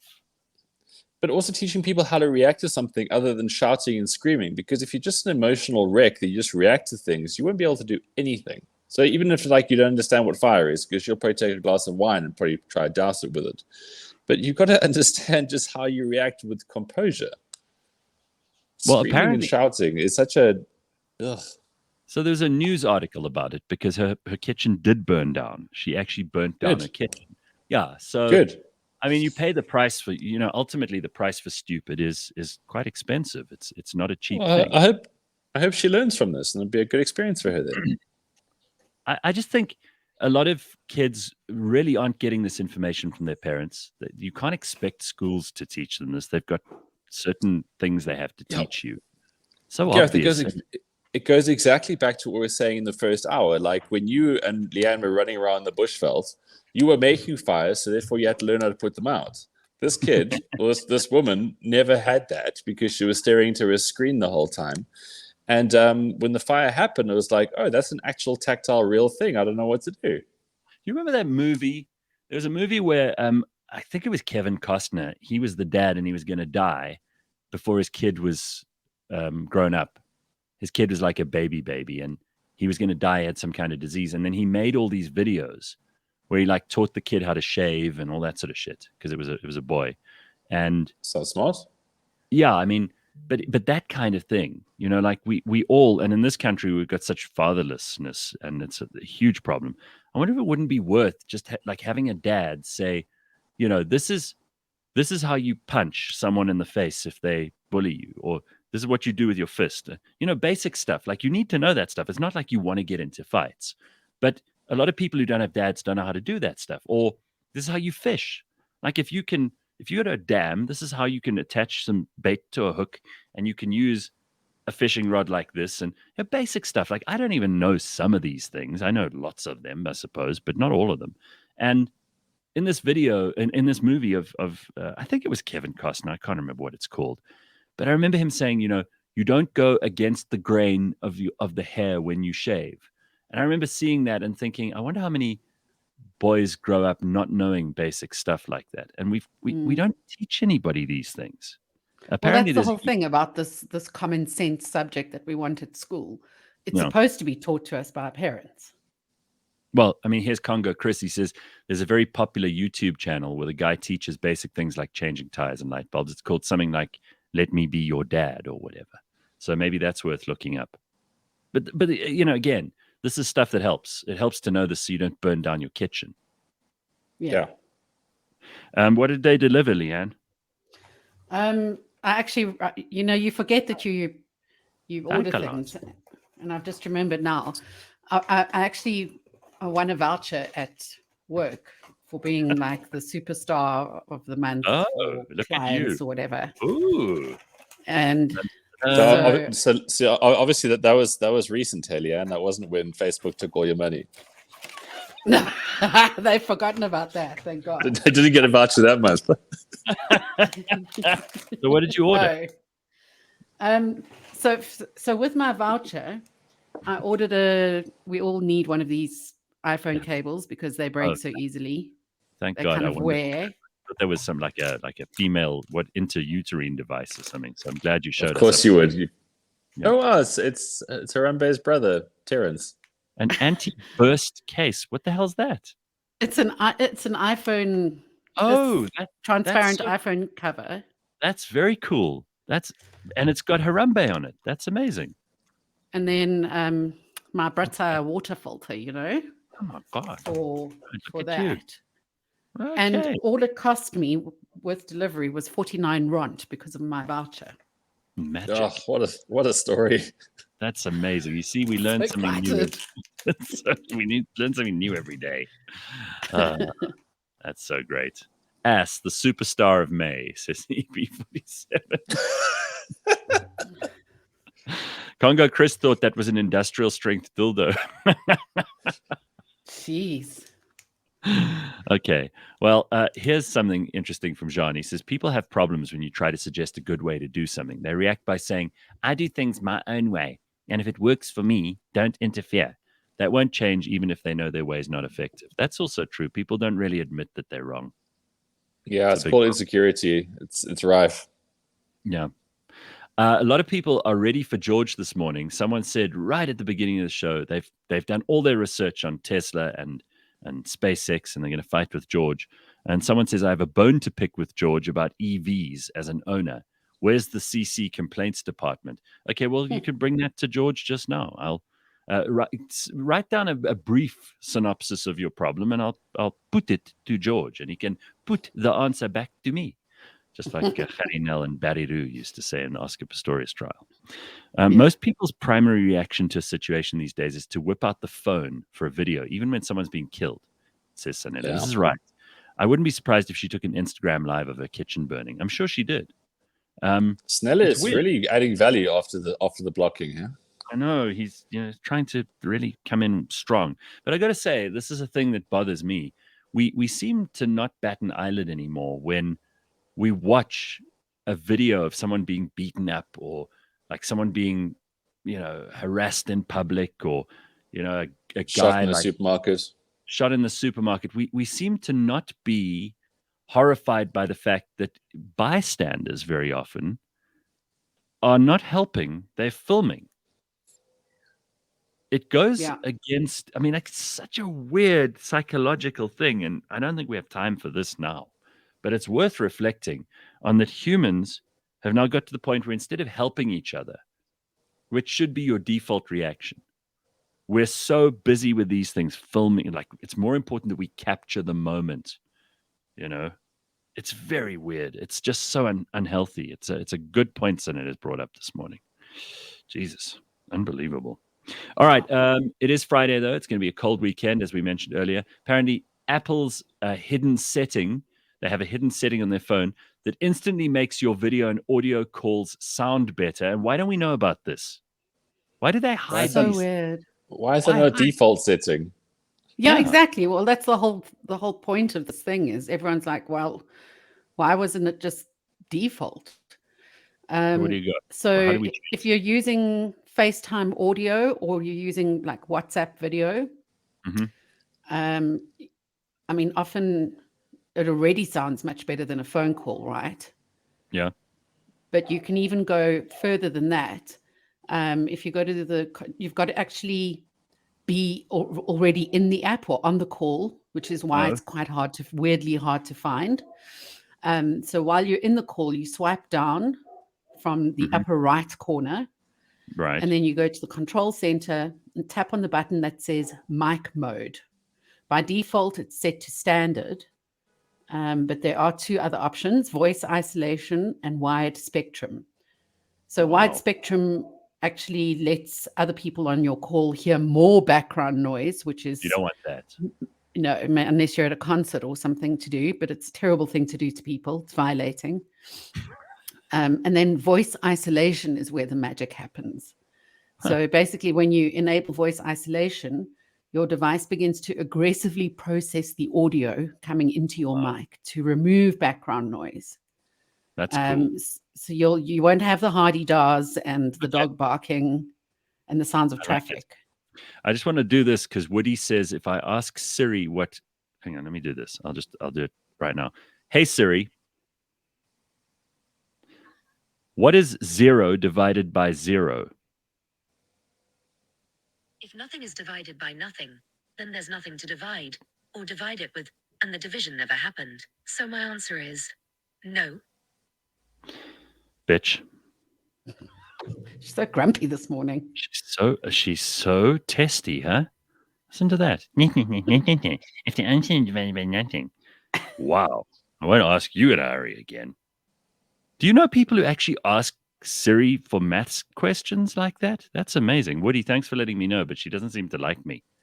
Maybe you got a better answer. You know, people who actually... a calculator for that.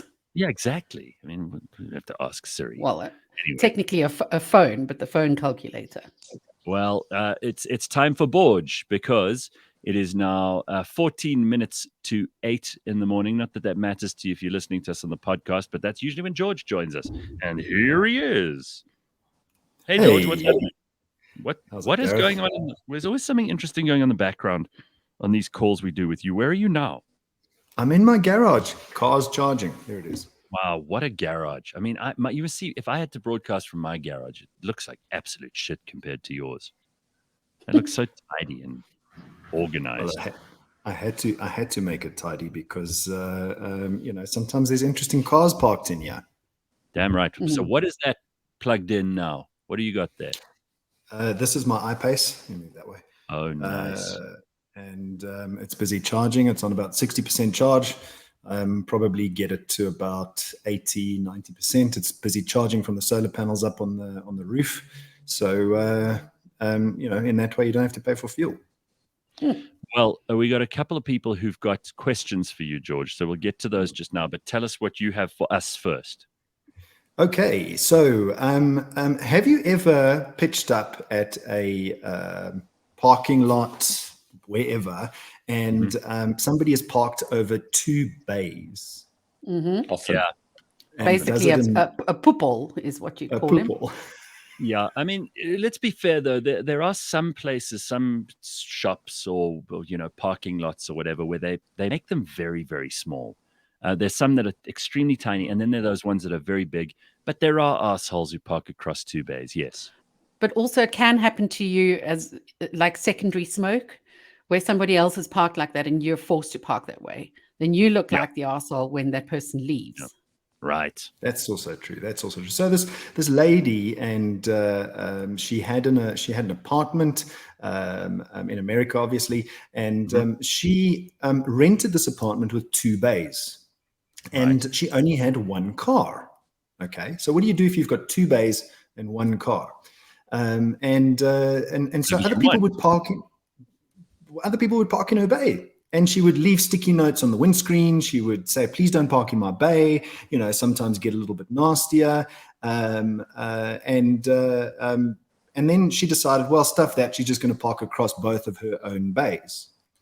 Only to find that she got rude notes on her windscreen saying, don't park over 2 bays. And it's hers. Okay, but this happens, we laugh about it, but this happens in Cape Town too, where parking is at a premium, right, George? And people are, they buy an apartment, but your parking could cost you more than your apartment. Exactly. In New York, there are very few people who can afford both the place that they live in and a parking space, which is why people prefer to use public transport so much of the time. And if you've bought 2, you park across the middle of both. It's yours. You paid for it. I totally agree. But does that apply in parking lots? Let's say you drive into a parking lot and the parking lot is largely empty and you can park across 2 bays, would you? No, you don't need to be an asshole. You're an Uber arsehole, So anyway, so this poor lady got a bunch of stickers on her windscreen saying, "Don't park like this," and she effectively left a note back on the note saying, "I am the arsehole. I'm an arsehole for parking across my 2 paid bays." Well, Jean has a suggestion. This is horrible, but carry cable ties in your car. If someone parks like a durs, tie a trolley or 2 to their car doors. I love that. People have got great ideas. That's so cool. All right. People are creative, and then Gareth, if you couldn't transport your car somewhere, right, or you needed to transport your car somewhere for, and you had no other way, would you hire a truck to put or some kind of truck to put your car on in order to move it from one place to another? This is a very complicated question. I've never had to encounter this problem before. Well, if you look at the link I just sent you, you'll see that this guy hired a removal truck. Oh wow! And in hiring this removal truck, hired one that was wide enough but not long enough. So the state troopers pulled him over. Yeah, I got to show people this picture. I've just got to put this up on the screen because this is easily one of the weirdest things. You can, if you close your eyes now and picture what a car inside a truck looks like, you have an idea of it, like Knight Rider, where he would park he'd park his car in the truck, right? But that's not what we have here. We have a U-Haul, which is like a little mini truck in America they use for moving things, and the car's half sticking out. Here's the picture. Take a look at this if you're on YouTube. You can see it's just basically up to the back. The front of the back wheel is in the U-Haul. The rest of it is hanging out of the back. And the interesting thing about this particular maneuver was the only thing keeping that car inside the U-Haul was that single strap around the back of the bumper when the state troopers pulled him over. Yeah. That's great. All right, what else you got? And then a question: can your electric vehicle, can this I-Pace power your house? It's been quite a topic of conversation, and at the moment there is only one car in production in the world that has what's called bi-directional charging, which means that you can use the plug to charge the car and you can use the plug to extract electricity. And VW are sporting an EV that can do that too. I mean, this is the one country in the world that we would want that, right? Because you sometimes need power for your house when you have it in your car, and sometimes you want power for your car when you have it in your house, but you maybe not have both because of ESCOM. Exactly. Cool. So if we did the maths a little bit, so we use this I-Pace as an example, right? This is a 90 kilowatt hour battery. I know because of the inverters I've got installed in the house how much electricity my house uses. And my house uses approximately, excluding the car, my house uses approximately 20 kilowatts a day. Okay, so 20 kilowatts a day it uses, which means that this car could power my house for approximately 4 to 5 days. Wow. We got to have a way to, we got to be able to extract that value, man. So I think, I mean, a thing of the future is to allow the cars to plug into the houses, and then there's creative things like selling the electricity back. But these cars can power a house for 2 to 3 to 4 to 5 days in most instances. Jeez, it's almost worth buying the car and then renting it out to people as like a generator during load shedding. I can imagine people though running out of power in their car because they plugged it into the house and the house has taken all the power. Then they can't go to the shops. Then they complain that their car has no power. So you never know. You just never know. And then you get these driver assistance systems in cars called DAS systems, driver assistance systems, which keep you in your lane. You've probably driven a car that has lane keep assist on it. You've got cruise control that keeps the distance from the car in front of you, all called driver assistance systems. And they usually most of them are level 2 self-driving systems, which means that you can't take your hands off the steering, etc. Tesla's Autopilot, as you know, is the best one in the world so far. So the AAA, the US Consumer and Travel Services Organization, did a test with with a couple of cars. So what they did was they wanted to test these driver assistance systems, and they put the car onto the road, overtaking a dummy car traveling in the same direction as the test vehicle. Then they had one overtaking a dummy cyclist heading in the same direction. And then they did one with a dummy car. I just want to correct you there. Every cyclist is a dummy. No, Gareth, stop it. I knew you would do it. I needed to say that. Sorry. And then they did the same thing in the opposite direction. So head-on collision type stuff at 40 kilometers an hour. And in the tests, the cars all avoided the cyclist as well as the dummy cyclist and the dummy car going in the same direction, but crashed into the ones in the opposite direction. So the only car that braked for the dummy coming in the opposite direction was the Tesla Model 3. It braked down to a speed of about 5 km an hour, but still crashed into the dummy car. Sure. So there's still work to be done, basically. Yeah. There's still work to be done. Don't trust these self-driving systems entirely. You know, if you like this iPace, for instance, has lane keep assist and adaptive cruise control, which means that it keeps it in the lane, keeps the following distance on the highway from a car in front of you. And it brakes if the car in front of you brakes. But I've had instances where the car brakes too late. I'm quicker than the car. So you should never take your eyes off the road if you are driving with these systems. We're still a way off of having this perfected. I mean, ultimately, once all the cars are electric, and I mean, this is a pipe dream. It's a bit utopian to think this way now. But then, obviously, the machines will see the machines, and then it'll be safe. But at the moment, there's still too much room for human error. George, a couple of questions for you because we've got to wrap this up. So MM wants to know, George, you never mentioned that EVs should not be charged to 100% and the battery not be allowed to be depleted beyond 30%. That is to preserve battery life. Is that right? That is absolutely correct. However, like the iPace that's standing in my garage here, you don't really get access to the last 10% of the 90 kilowatt hour battery. So the car's software actually doesn't allow you to use the entire battery. And it doesn't allow you to deplete the battery to zero either. So a lot of EVs are built that way. Some EVs aren't. Some EVs allow you to access the entire battery. This iPace doesn't. So you're absolutely right. You shouldn't charge the battery consistently beyond 90%. And you shouldn't let the battery deplete. I would say 30% is probably the safe bet to preserve the life of your batteries. Lithium ion doesn't like being deep discharged. That's interesting. They don't put that in the T's and C's very often. So it's good that we're having this conversation here because, you know, we've got to refer to the good and the bad when it comes to these things. But Congo Chris wants to make an apology. I've done my homework on the SpaceX Tesla, and I mentioned that 2 weeks ago to you because I knew you would too. It's going to be an options package for the Plaid Roadster. It's being held up. So that was in respect of an argument that you and Congo Chris had a couple of weeks ago on the show. So he's just it's not surprising. We're running out of batteries worldwide, and a lot of these cars are not coming into production. VW has sold out all of their EVs.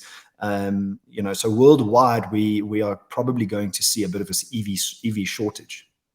So I wouldn't be surprised if that option package doesn't come. I love the idea that your car may be able to charge your house and vice versa. That's something I'd never thought of before, George, and I really think that could be a massive gap in the South African market. I mean, imagine your car does a better job than Eskom. One vehicle does a better job than a huge parastatal it's worth nothing but is in debt to billions. It's just unbelievable. Well, all right. I mean, before we go, I only use 20% of this car's battery a day. No more than that. But is this going to work and back, doing the shopping, that kind of thing? Shopping, all of that stuff. You use no more than about 20% of it. It does drive me a bit crazy, though, when my battery is, I love 100%. I'm very happy when my battery's at 100%. So I don't know if I'd be able to cope with that. All right. So we got to say our goodbyes. It's the end of the show. It's the end of the week. And by the time you blink, it'll be Monday again. But have a nice weekend. Keep warm this weekend. Any closing comments, George, Ben, Leigh-Ann, anything you want to throw in there that you haven't already? No, but very nice to see Ben 2 times in a row. I know. Hey, George. Well, 2.5. Yeah. He's going to be around a lot more, whether you like it or not, George. We're all going to get used to each other. And by the way, no more mentions of Frank Herbert or whatever his name is, Ben. We're going to ban that. Otherwise, why do you hate brilliance, Gareth? Why do you hate genius? All right. Cheers, everybody. Have a happy weekend. We will see you on Monday. Bye-bye. Cheers.